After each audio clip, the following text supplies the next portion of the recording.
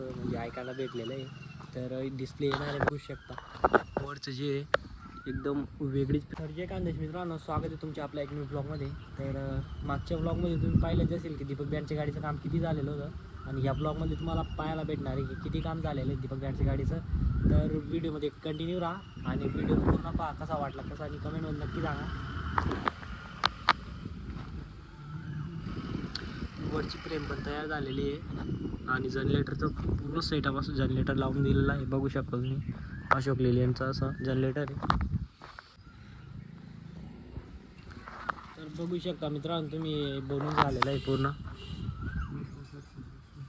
मित्रांनो या वेळेस ना एकदम खतरनाक काम असं म्हणजे वरचं जे ते एकदम युनिक केलेलं आहे, तुम्ही बघू शकता. वरचं जे एकदम वेगळीच फ्रेम घेतलेली आहे आणि त्याला डिस्प्ले येणार आहे म्हणे, असं म्हणजे ऐकायला भेटलेलं आहे. तर डिस्प्ले येणार आहे म्हणे, तर बघू शकता तुम्ही वरची फ्रेम अशी तयार केलेली.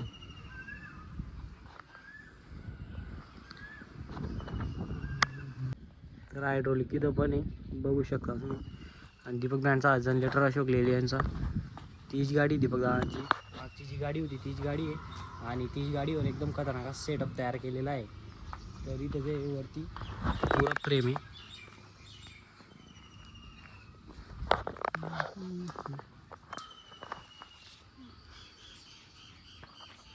आणि बेस ठेवण्याचं पण एकदम खतरनाक असं रेडी केलेलं आहे. तर बघू शकता तुम्ही इथं वरती पण, वरचं पण आहे इथं. आणि जे वरती जे म्हणजे ते एकदम हायड्रोलिक पण लावलेलं आहे, बघू शकता तुम्ही तिथं वरती. आणि साईडने पण इकडून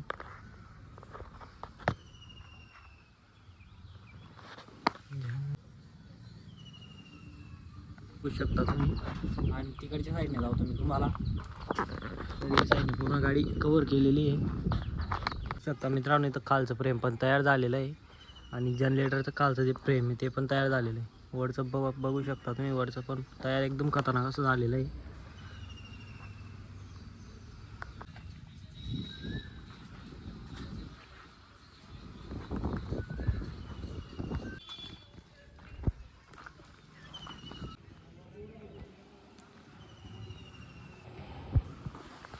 तुम्ही बघू शकता वरची प्लेट पण एकदम अशी खतरनाक तयार केलेली आहे आणि खालचं पण खतरनाक.